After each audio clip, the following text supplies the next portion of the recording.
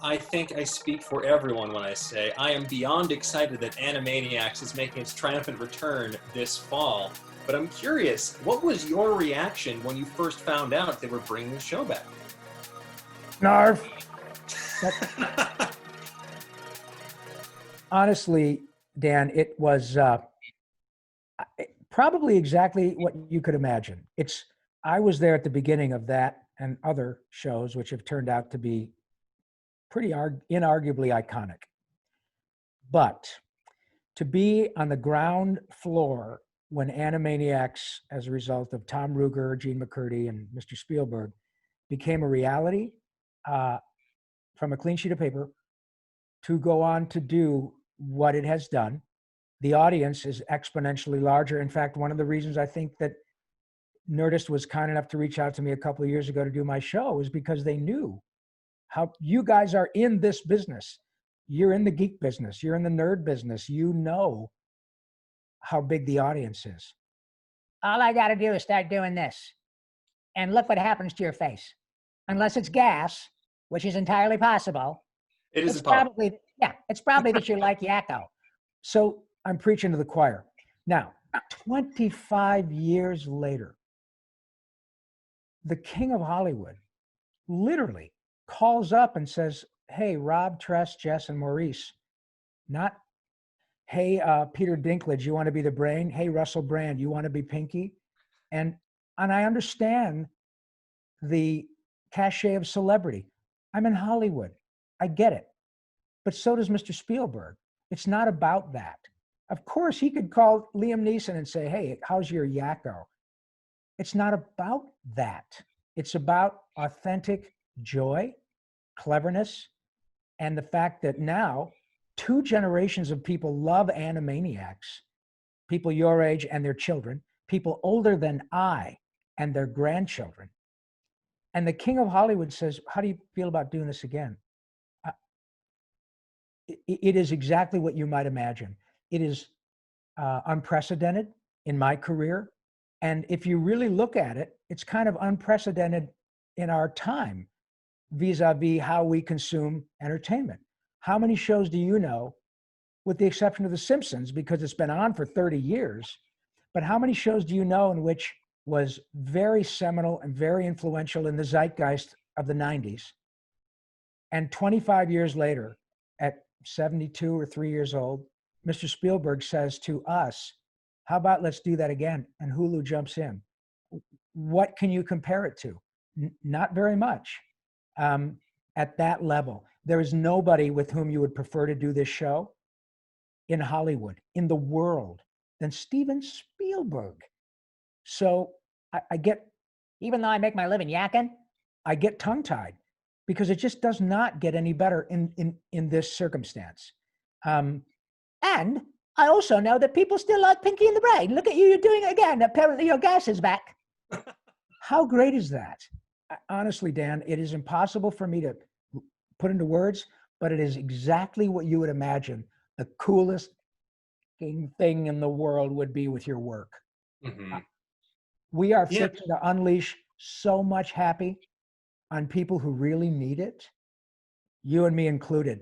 But dude, come November 20th, honestly, I wouldn't say the world, that's a little hyperbolic, but there are millions who are really going to have a great time. And I'm so proud to be part of it. I can't even tell you. And I got to say, because, nowadays it feels like things are being rebooted left, right, and center. And a lot of time it feels like a very cynical venture. But this is one where I was genuinely excited because, like you mentioned, there's so much joy in the DNA of this show. It's something that over time you appreciate it in different ways because, when you are a young person, you are engaging with it on a very kind of a different level. Like you might be a bigger fan of the more slapstick elements. If you're an adult, you might be laughing at some of the like more layered jokes they put in there. So I'm very excited to see how this new series attacks the kind of modern world and its storytelling. So can you tell me a little bit about the new series and how it may compare to the original?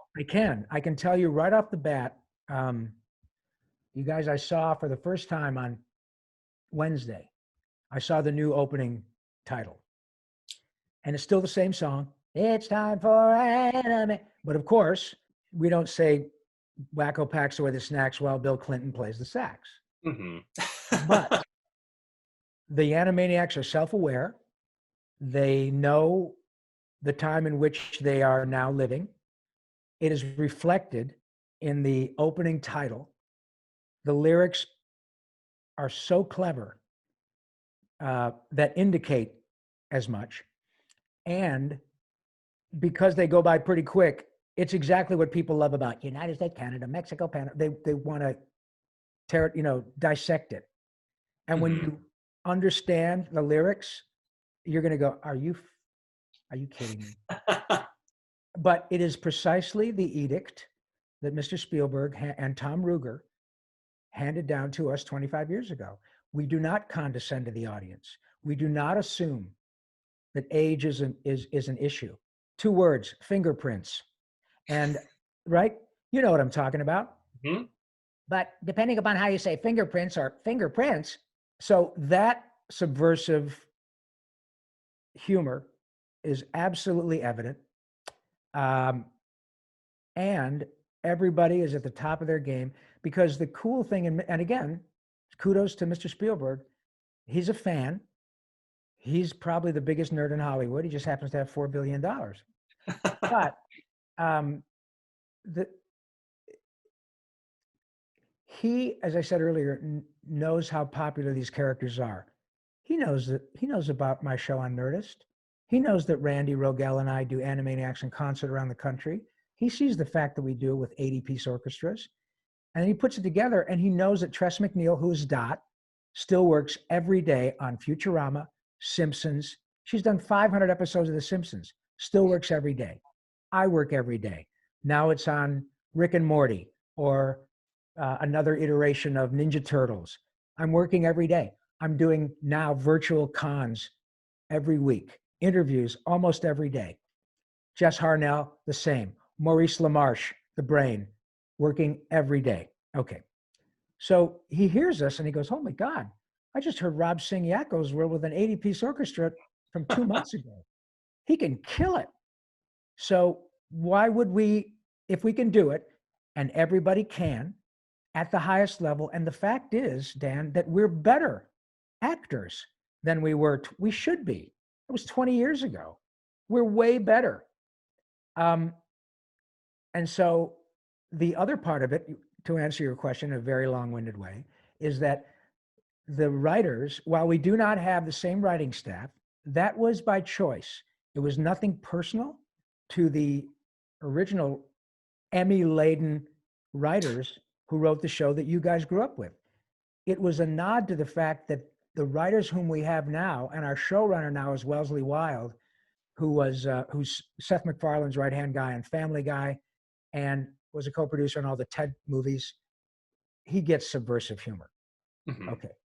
So he's our showrunner, really a smart guy and a terrific, totally gets it. But the writing staff grew up with what you guys did. So they get it. And the most glorious thing happened at the first couple of episodes. You know, the writers want to be there when they hear Yakko, Wacko, and Dot and Pinky and the Brain say their words. And let me tell you something. This is not at all overstating the case. There were more than several tears coming out of the eyeballs of men and women 30 to 40 who were writing the show, because they thought, oh my God, this is exactly what I dreamed about when I wrote my first spec script for whatever, because they know how high the bar is. They relish the challenge. They get it. So it starts from the top down. You know, we know who's running the show. So all of that is to say that the zeitgeist is as important now as it was back then, and the Animaniacs are aware of it. I love to hear that passion as well, especially behind the scenes, because it's going to be evident on screen, but it's always nice to hear when people have a personal connection to the work. So I can't wait to see it even more now. Oh, Dan, honestly, and I know you guys have had me on, at your wonderful network for a couple of years. And as I said earlier, it was a literal home away from home. I could not wait for those 2 hours every goddamn Tuesday. It was pure joy. Same with my guests. But you guys know me. This this effusiveness that your audience sees is utterly authentic, because the ethos behind Talkin' Tunes is exactly what I'm about. It's pure, unadulterated joy for, as they say, kids of all ages. It's not about Rob Paulsen. I'm good at my job. I'd be lying if I said I don't like it when people make a fuss over me. I'm a actor. But I don't draw them. I don't write them. I am the point person, and gratefully so. But let me tell you, this excitement, whether it's about Ninja Turtles, being Carl Weezer, being Snowball and Rick and Morty, or being Yakko and Pinky and Dr. Scratch and Sniff again, is utterly authentic, because I know the depth of joy that connects these characters with literally tens of millions of people. It's fantastic. So I get it.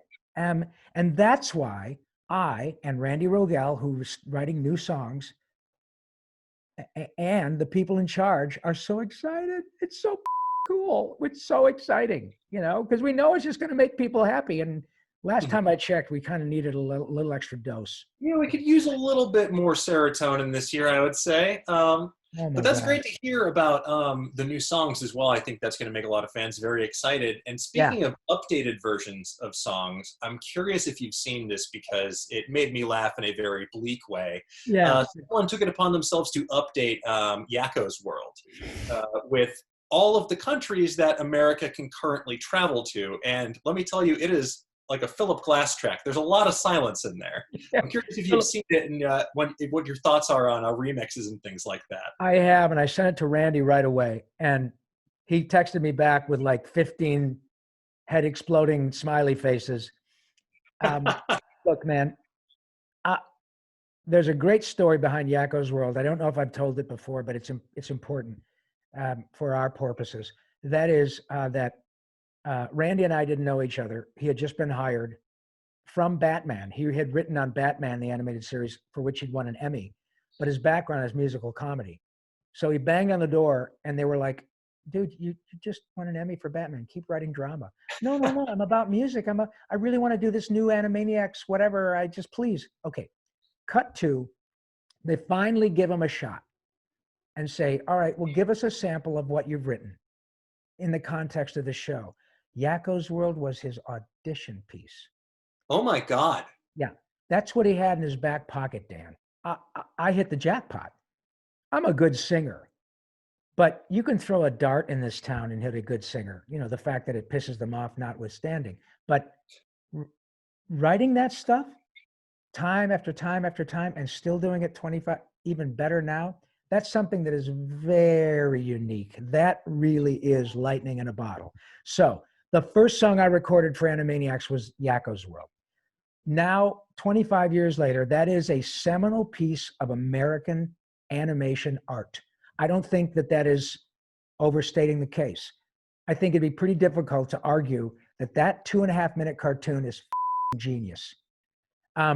So because it has sort of become its own meme, people do what this young man did and made it about where we can go with COVID. And what is it, like 6 countries? Yeah, it's I think like 6 max or something like that. And it's genius precisely because of the silence. And if there's ever been an example of that axiom that, what is the secret of comedy? Timing. That's what it is. That young man or woman who created that, because of their cleverness, might find themselves with a job someday. That's what this is about. And I love seeing that. It's fantastic.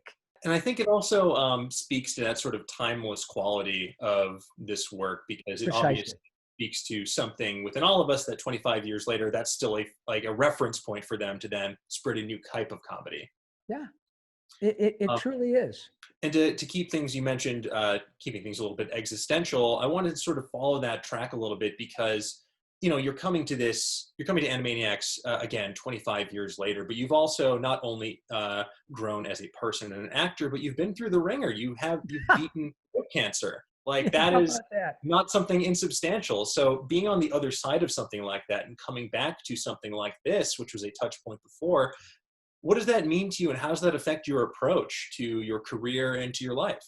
Wow. Again, Narv, um, you guys sought me out because they liked my little Talking Tunes audio podcast, gave me the opportunity of a lifetime at that moment. I 4 years ago, I was just finishing up my treatment for stage 3 throat cancer. If you had spoken to me uh, uh, at this time 4 years ago, I wouldn't have been able to speak to you. Um, I had lost 50 pounds from my treatment. But a few months later, in 2017, you guys gave me a shot to do my thing on camera with my friends. And it was precisely the tonic and the medicine I needed to get my shit together. I knew that I could speak and I knew that I could work, but I didn't know if I had the energy to do it at the level that it ended up requiring. But you know what? It was about joy. It was about laughter. Each episode ended with laughter's the best medicine. The cool thing is you can't OD and the refills are free. I was living it. What happened as a result of my treatment was not a platinum lining, Dan. Not a silver lining, a platinum lining. I got to share my cancer experience more than once via Talking Tunes. Then I got a book deal as a result, in no small part, to Talking Tunes. And people had asked me, lovely, well-meaning fans had said, hey, man, you should write a book. You know, you're part of my childhood, my children's childhood, all before cancer. And while I accepted the compliment, certainly in the spirit in which it was delivered, I thought, dude, the last thing the world needs is another celebrity memoir from a non-celebrity. Because as I said, it's not false modesty. I'm really good at my job. I should be. But the characters are famous. However, once Nerdist gave me the opportunity to share my experience, and I started getting feedback from an audience that I had yet to tap into, and people told me, Mr. Paulsen, my mother just passed away from ovarian cancer, but it's not a sad story because we spent the last 6 months of her life watching fill in the blank.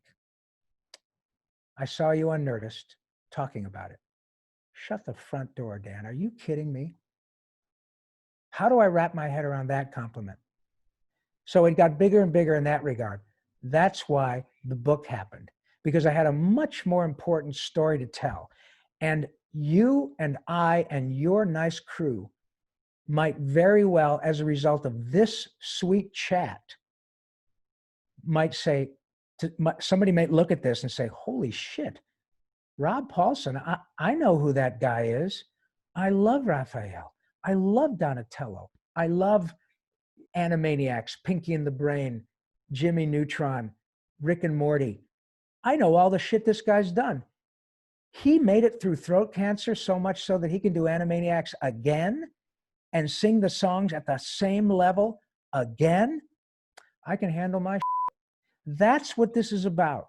That's what the book is about. That's what this whole glorious opportunity is about. I have a platinum lining.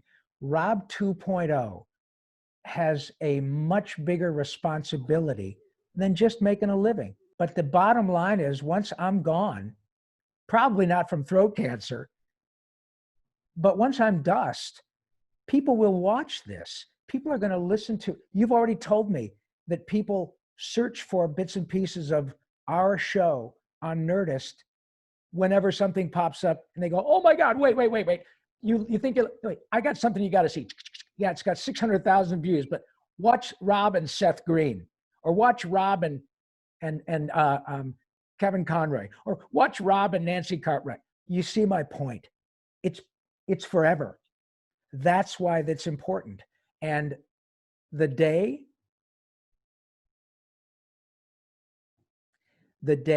that I sung my first new song for Animaniacs, which was very complex, which is exactly what the audience expects.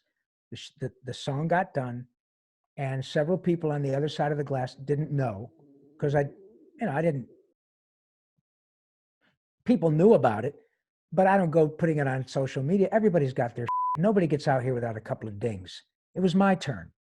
But when I got done with that song, I just said, you guys, just let me take about 30 seconds to suck this in, because I really didn't know if I could do this. And I killed it. That's the story. And the joy that those characters bring to you and millions of others helped me get through my time in the cancer cage. That's why now I'm also wearing a hat for headandneck.org, because I'm the 2020 spokestune for the Head and Neck Cancer Alliance. Because the cancers like Jim Kelly, the former quarterback for the Buffalo Bills, Michael Douglas, Sammy Davis Jr., Roger Ebert, Val Kilmer. God bless Val Kilmer. You have any idea the guts it takes for a guy who is handsome as Val Kilmer, a bona fide movie star, to get out there and talk to people and meet them? People don't care what I look like. He's a movie star. It's a different animal, but he transcends that, because it's about help. It's about this. It's about headandneck.org, to let people know that there's now a vaccine for young men and women, so that an HPV-related cancer that killed Roger Ebert and could have killed me, but for a brutal treatment, those kids don't have to go through this now. There's a vaccine worth examining. If you choose not to use it, fine, but at least examine it, right? And so you can go to hpvandme.org or headandneck.org. And that's what I get to do because of cancer. So my difficult 6 months, yawn, big deal.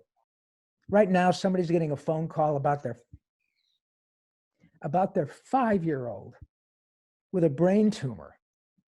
So shame on me if I don't make it through it on the other end and take these glorious opportunities that sweet people like Nerdist give me.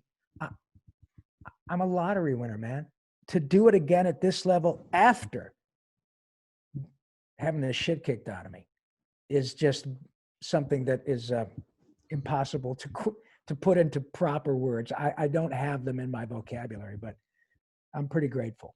I think you're selling your words short, because that was pretty fantastic. That's really wonderful to hear. And I think, what you spoke to about, everyone is going through their own shit. And and I think no matter the degree of what is troubling you, hearing a perspective like yours, I think is very encouraging, because, you want to feel like there is that platinum lining that we can all look forward to. So thank you so much for sharing that with us, and especially people watching at home. So I think that, for me, it made me feel better about things that are troubling me. So I can only hope that goes the same for people at home. Thank you. And really, truly, again, you mentioned it, and I did too. It's existential, but it's important. The ethos of my little show, the ethos of animation in general, with rare exceptions, is about happiness. It's about joy. It's about a connection to your childhood. It's about connecting with your children in the same way that you connected. And man, when we do Animaniacs in concert with an 80-piece orchestra who can't wait to kick the hell out of it, it happens with everybody. That's what this is about. I have an opportunity that most actors and virtually this many humans get in a lifetime. So, man, bring it. I hope I die exhausted from saying thank you. It's just the most glorious thing in the world. It just does not get any better for your time on this rock than what I'm getting to experience. It's fantastic. That's so wonderful to hear. And that, I think that what you were talking about, that ethos of spreading joy, this being about joy, I love that. And I think that is really going to resonate with a lot of people. And, even just from talking to you and getting to work with you previously and talking to you now, I know that is going to be suffused in the DNA of Animaniacs and It is. many, many other roles too. So thank you again, man. I really Oh appreciate man, this. I always appreciate the chance to chat with you. I really appreciate you taking the time. I want to just share this memory real quick because it please. happened at, it was at Comic-Con at Nerdist House. We had this Oh, I giant remember.